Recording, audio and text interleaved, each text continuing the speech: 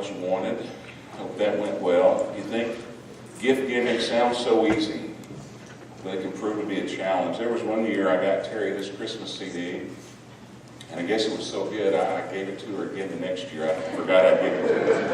And I think I would have done it a third year if she had reminded me. And I guess they were really cheap or something. I don't know.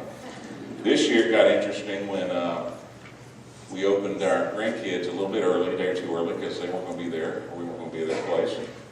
And they opened their Christmas gifts, and my daughter goes, "That's what we got." And I just thought, well, we're first. And the son-in-law began to panic, and I was thinking, keep them here, and when they come here, we can play with them, give them theirs home, whatever. And that's what they ended up doing. They have 2 sets now of little scooters, which, created a little tension for a few minutes. But just seeing my son-in-law's face is worth it all. It's kind of fun. But the dilemma of what you want to give. In 2018, I asked the question, what kind of church do you want? What kind of church do you want? If you remember here, you want this church to be. Somebody? Okay, loving? I don't know, no one said it, but probably somebody thinks loving. Someone else, just throw one out there. What do you want your church to be? Spicy? What? Christ-like. She said spicy. What else? Serving hearts. Forgiving. Welcoming. Missions. Y'all are doing well. Y'all have hit all my list and gone beyond. Compassionate. What about healthy? We want these things. Probably wouldn't disagree with anything that was said. Might not have been your top word, but we want these things. And we want a healthy church, of course. But are we willing to give what has to be given for our church to be healthy, to be loving, to be giving, to be mission-minded, to be compassionate, and these Christ-like, these other things that you mentioned? Are we willing to give what it takes for our church to be that? I think most of us that are here braving the blizzard outside, you care. You care about your church. You care about your spiritual life. You want a healthy church. Some of us want an exciting atmosphere in worship in church. But are we willing to give what it takes? Are we willing to pray? Are we willing to obey? Just between us and God, are we willing to obey Him to be the believer so that we can be the church that we want and that the Lord wants? Will we trust God and obey, or will we go back to that selfishness that's always there, that wants control of our lives and usually bleeds into wanting control of our church? Or do we have a heart for God? Do we have a heart for God? That's what I want us to look at today, a heart for God. And so what does that look like? Well, I believe we see it definitely in the life of Josiah. He had a heart for God in 2 Chronicles 34. And the first thing we see about this heart for God is to have a heart for God, we need a seeking heart. A seeking heart. What do I mean? Well, first, the text tells us that Josiah was 8 years old when he became king. And by that time, the Assyrian control was beginning to lose some of its power, was declining, and thus allowing him the freedom to begin to reverse some of the policies of the previous wicked kings, which pretty much opened the door to the Assyrians to come and take over anyway. And not much is known about his mother, Jedidah. And if you want to see what is known, is 2 Kings 22. Pretty much says it's his mother and who her father was and where they lived, and that's about it. But she must have been a godly woman, along with godly leaders in the temple and the court, that helped her son overcome the influence of those wicked kings and even his father Amon. It would have been natural for him to follow in his father's footsteps. There's so many kings, when you read those chapters, they followed in the footsteps of their fathers. But there must have been some wise heads and some strong arms and some loyal hearts around him that kept him on track, that kept him close to where he needed to be spiritually. We can't be sure who the influence is, but we see the impact in his life. The Bible says he did what was right in the eyes of the Lord and walked in the ways of his father David, not turning aside to his right or to his left. He was walking straight. He was walking with God. Verse 3 says that in his 8th year, when he was only 16, he began to seek the God of his father David. He had a seeking heart. He wanted to know God. He wanted to not know just about God, but to know God, to have a relationship with God. At 16, he wanted to do what pleased the Lord, not necessarily himself or his people or those around him. He wanted to please the Lord as this young man. Years before, when the Lord had put Solomon in power and the temple was being built, we see in 1 Chronicles 28, verse 9 and 10, "And you, my son Solomon, acknowledge the God of your father and serve him with wholehearted devotion and with a willing mind, for the Lord searches every heart and understands every motive behind the thoughts. If you seek him, he will be found by you. But if you forsake him, he will reject you forever. Consider now, for the Lord has chosen you to build a temple as a sanctuary. Be strong and do the work." I like that part. The whole passage is awesome, but at the end, he says, this is what happens. This is what can be. This is what will happen if you don't follow through. Be strong and do the work. Even though he had been chosen by God, Solomon, he had to seek him. He had to seek him. Even though Solomon was the wisest man, he had to seek God. If you seek him, he will be found by you. When the temple was ready for dedication, the Lord said this in 2 Chronicles 7, 12 to 14. "I have heard your prayer and have chosen this place for myself as a temple for sacrifices. When I shut up the heavens so that there is not rain, or command locusts to devour the land, or send a plague among my people, if my people who are called by my name will humble themselves and pray and seek my face and turn from their wicked ways, then will I hear from heaven and will forgive their sin and heal their land." So we see it before Josiah, we see it in the early kings. Seek him and he will be found by you. Seek him. What does seek even mean? How many of you use that word very often? Not very often, probably. Let me give you an example. When I was, I really hate to put an age on it because I don't remember. I hope it was really young. I'm scared it might have been as a youth. But anyway, we were in church. My mom dropped me off that day because she was sick or somebody was sick, and I just was dropped off and went to Sunday school. After Sunday school, Jeff, or the devil, I probably should call him, he said, "Hey, John, let's skip." He did that early, and he did it later in high school, and both times I went, let's skip church. I thought, well, Mom's not in the choir to look for me today, so this might be a good time to do it. If this is putting ideas in any children, we have security to walk around the building, so don't try it. But we did. I think we went by the kitchen to see if there were any VBS cookies we could break into, and probably didn't find any, so then we went to the children's building, and that's when we heard footsteps. And there shouldn't have been, no one should be in that building. We heard footsteps, and so Jeff said, let's go. We went to a room, closed the door, and we heard the footsteps just coming down the stairs, down the hall. Door open, footsteps, door closed. Door open, footsteps, door closed. All the way down. Then our door opened, and I'm about to die. And footsteps slowly walked in the room. All I saw were the toes of his shoes under the table where I was hiding. And come out from under there is Mr. Murray, the custodian and also the husband of my 5th grade teacher. And he didn't, and this was the 70s, but he still didn't hit me. But just his words and the fear of what is he going to tell my parents or the preacher or who. I didn't know what they did to you when you broke the rules of church.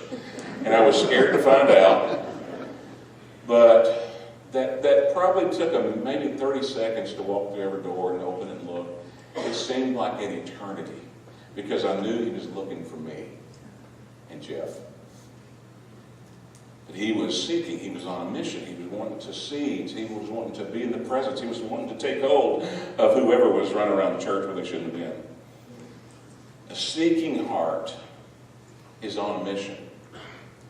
A seeking heart has the priority not of anything of this world or of their own, but to know God, to get close, to draw close to God, as close as you can, so you can know Him and have a relationship with Him and have His presence in your life.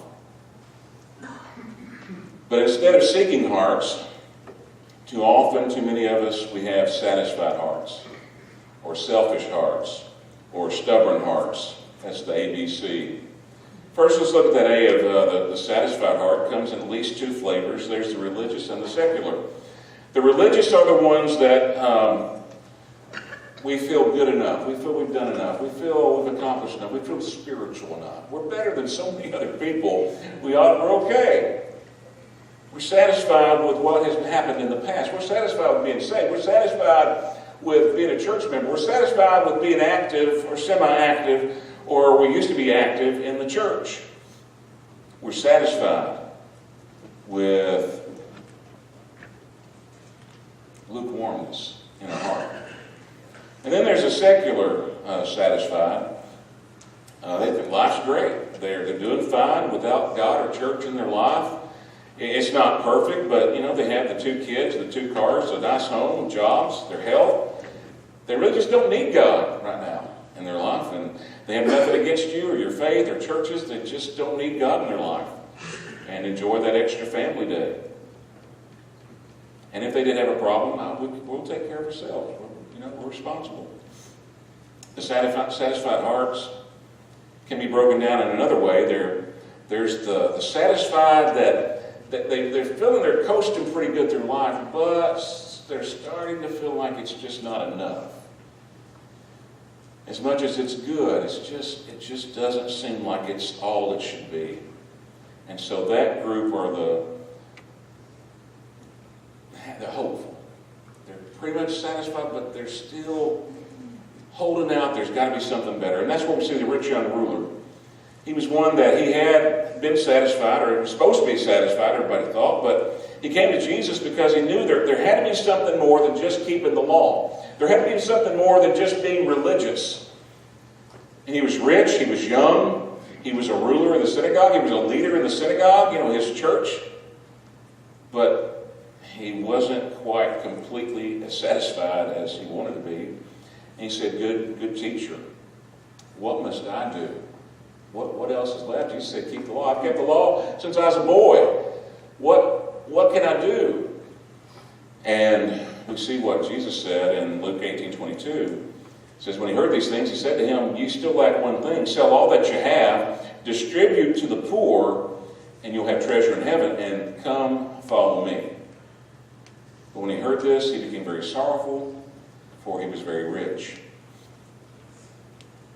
He knew that his power, his reputation, his wealth, his life was not enough, but he wasn't willing to let go of what he had, or couldn't let the wealth wouldn't let go of him. And then you have those that are not even, they've just given up completely on any kind of hope. And they're satisfied with that lukewarm commitment. They're satisfied with that past growth or that stunted growth. And yet the sad thing is the Lord has so much more for us. And I don't know if everyone goes through this, but I probably would guess that every believer goes through a time of being satisfied. And then we wake up one day and realize we got off track. We're not in touch. We're out of touch with God. We're not walking with Him any longer. The Lord has so much more for us than this life of the satisfied believer that just goes through the motions, and is not experiencing the power and the joy that God intends for us to experience. I know in the past when I've witnessed to a satisfied person, it doesn't take long to see they aren't listening. They don't get it. That's good for you. It's good for others, but I'm fine. And I leave there praying that, they'll come to the end of themselves and realize they need a relationship with their Creator, because they don't have the ears to hear. But then there's also not just the satisfied, but the selfish hearts. The selfish hearts are immature and shallow, really need immediate gratification. They live for the moment, kind of like the prodigal son. He was too busy thinking about his fortune and how he would spend that money and maybe later trying to find himself. He was too busy doing those things to seek God. But the beauty of that story is in Luke 15, 21, 22, where the Bible says, "And he arose and came to his father, but when he was still a great way off, his father saw him and had compassion, and ran and fell on his neck and kissed him. And the son said to him, 'Father, I've sinned against heaven and in your sight, and am no longer worthy to be called your son.' But what did the father do? He had a party. He kissed him on the cheek. He gave him his ring and a robe, and had a party and celebrated his son returning to him. If you seek him, you will find him." And you know what? We'll find him loving and gracious, not vindictive and unforgiving. And then you have those with the stubborn hearts. Stubborn hearts beyond just satisfied. It's hard. It's hard-hearted. It's calloused. It does not have ears to hear, as Jesus said. If you have ears to hear what the Lord is, the Spirit speaking to you. And these have no ears to hear. People that are so consumed with their sin that they're not willing to hear the good news of Jesus Christ. Paul writes in Ephesians 4:17, he says to believers that you should no longer walk as the rest of Gentiles walk, in the futility of their mind, having their understanding darkened, being alienated from the life of God because of the ignorance that is in them, because of the blindness of their heart, who being past feeling have given themselves over to lewdness, to work all uncleanness and greediness. The futility of their mind, this futility, vain thinking. It's so easy to see in other people. So easy to identify in other people. Their vanity. And yet sometimes it's difficult to see what's right in front of us in the mirror. Vain thinking, vain activity, futility, pretty much meaning eternally irrelevant. Eternally irrelevant. How much of what we do, how much time of our day, of our week, is eternally irrelevant? Well, he's saying in Ephesians that looks like the lost person. That looks like the people who don't know Christ. And yet too many of us as believers slide into that temptation that looks a lot like the world, where we're consumed with activities and behavior and relationships that are eternally irrelevant. Maybe there are times when we need to have our hearts right. That'd be all the time. But we need to be ready to share the love of Christ. And in whatever way God decides you need to package that or share that. But instead, we just talk about how Miami got ripped off last night or something like that. Football. Or hobbies, or the weather, or hunting, or fishing, whatever. Eternally irrelevant things. Stubborn hearts need the love of Christ. Stubborn hearts need grace. And we're the channel of that grace as believers.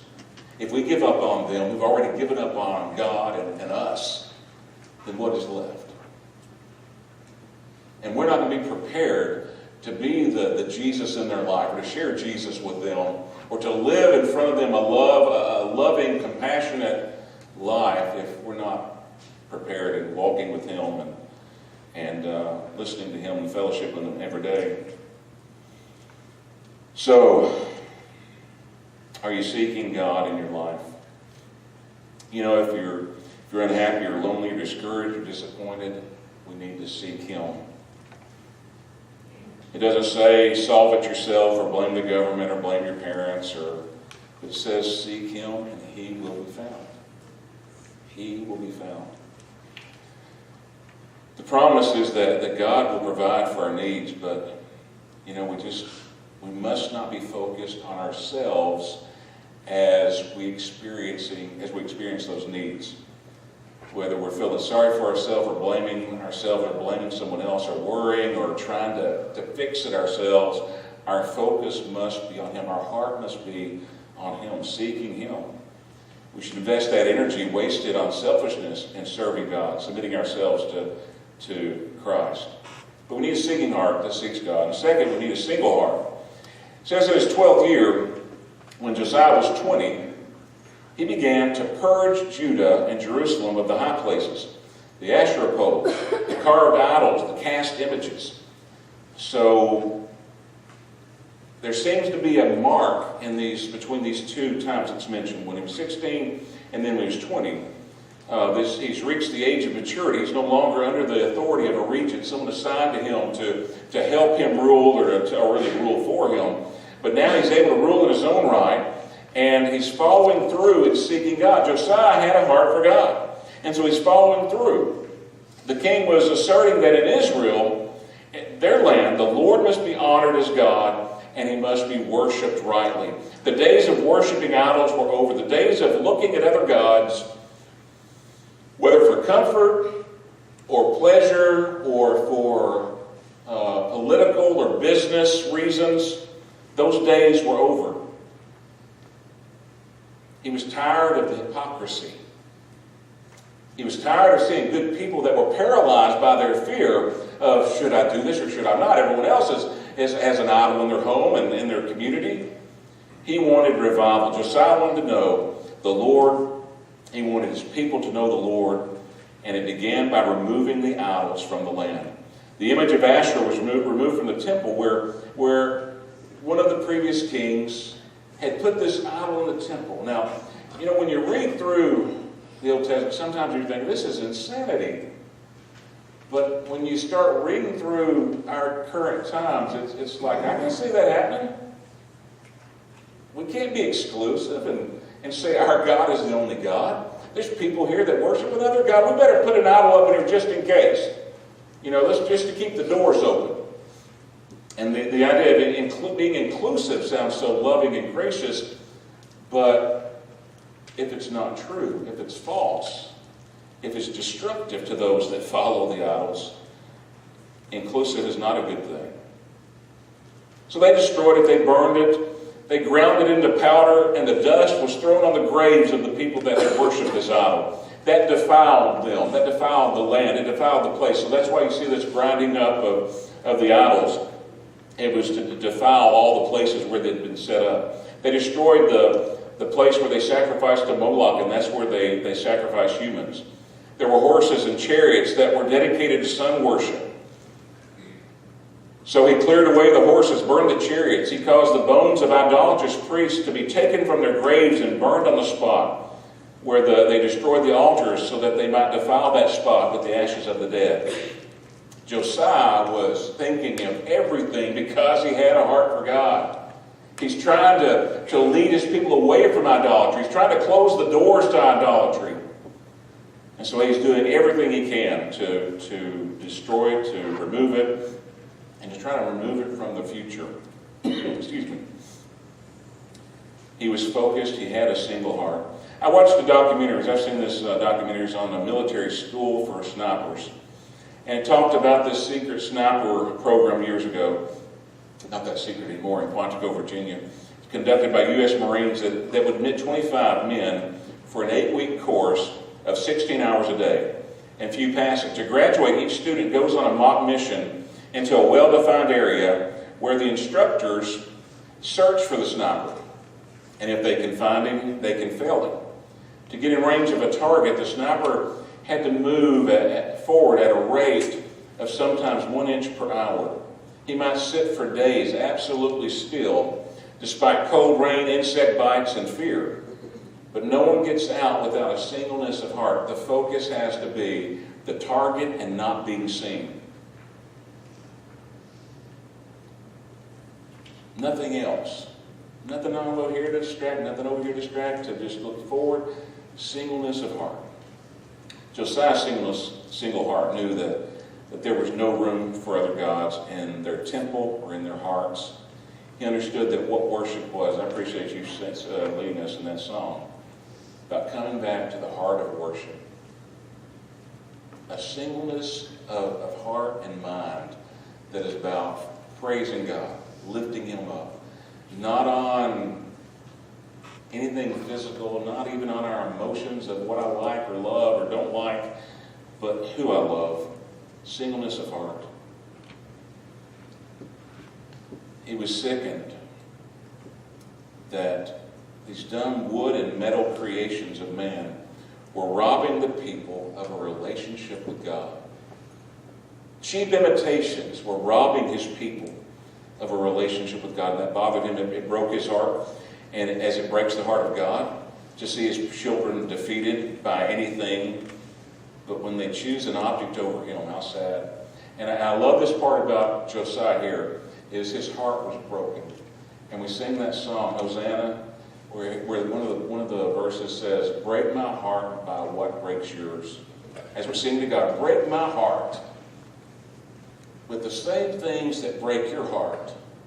And if we get to the place where we're so focused in single heart with God and His heart, and the things that break His heart, whether it's a lack of fellowship in the body of Christ, unforgiveness, pride, selfishness, when our hearts break because of the same things that break His heart, we have gotten close to a singleness of heart for sure.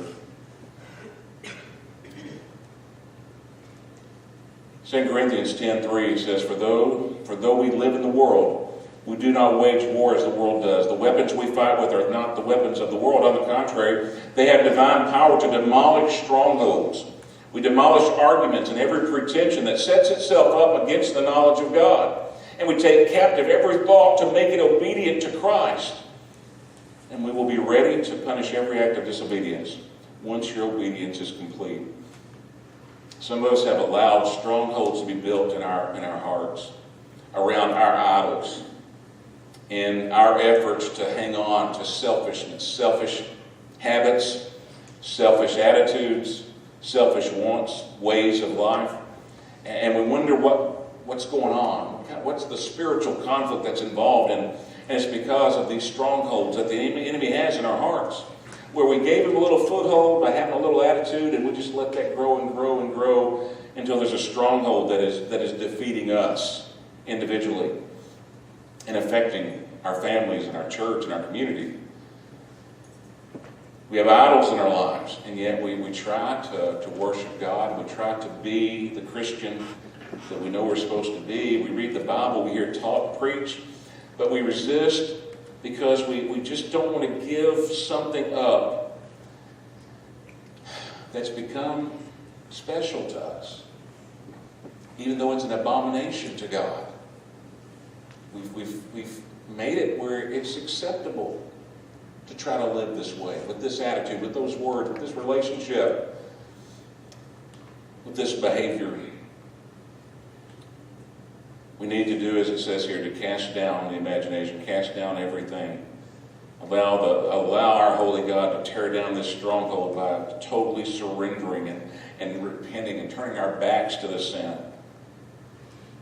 Anything, it says, that stands in opposition to God's will and His word, until we have brought into captivity every thought to the obedience of Christ. When that attitude, when that thought comes, and I want to just say this to them, or I can't forgive that person, or I want this, we grab that thought by God's Spirit. We take captive of that thought, and we say, I will not give into that thought.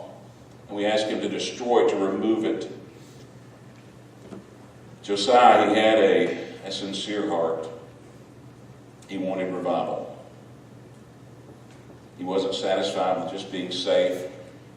God's word motivated him to lead his people back to God. He wanted to help his people find forgiveness and peace. So he stood by his pillar and made a new covenant with God. He said to follow the Lord and keep His commands with all his heart and all his soul, and to obey the words of the covenant written in the book. You see, he didn't stop there because he had a single heart. He wanted not just his own life. He wanted everyone he knew and cared about to have this same single heart. He wanted them to know God. He wanted them to know God's forgiveness. He wanted them to know the freedom that they would experience when the idols were removed out of their lives. And it says he had everyone serve the Lord as long as he lived, they did not fail to follow the Lord. What he had, all he had left, he gave to God. Years ago, during vacation Bible school, I had to go to the hospital this June afternoon, and it's about 35 miles away. And for some reason, as I walked through the house or the office or something, I just thought, I'm going to grab, I had this old CB walkie-talkie that we tried to use on trips to camp and mission trips before everybody had cell phones. It never really worked. They never really worked because Terry refused to say over when she got through talking. So you have to say over. And she wouldn't say over, so we'd talk over each other. And also, Terry didn't like it. She didn't want to hear the truckers talking all the time when we weren't on them. So she'd turn them off, and so I'd be going, breaker, breaker, Terry. She's not on them. So anyway, she wasn't listening. So I just never used them. But I grabbed it this day. I thought, I'm going to listen to the truckers on the way to the hospital. I don't know why. And I was going down, probably gone about 20 minutes, almost halfway there. And I was going to the extent of the speed limit, for sure. And then I heard that the truckers start going crazy on this thing. And they're talking about fire and smoke and slowing down and police. It was the, I didn't know it. And then I saw the smoke ahead, so I started slowing down. Well, people were passing me first on the left, then on the right, then I got over, then on the left, flying past me, and I slowed down because they were screaming on this thing, telling people to slow down. And then when I got through the smoke, I saw what would cause the uproar. There were two cars in the median on fire, and there had been a wreck on the I-40, and there was a big truck, 18-wheeler, and then I think there was a pickup that had been kind of squished by two 18-wheelers, and there were a lot of cars involved. And I got out and I saw the 18-wheeler blow up in front of me. It was surreal. But I sat there thinking, I would never have slowed down for a little smoke. My thinking is to get through it, just keep moving. But for some reason, it's like the Lord kind of prodded me, grab that CD. I didn't think about it. I just grabbed the CD and thought, I'm going to listen to truckers today. And had I not listened, had not had the CD, I wouldn't have heard.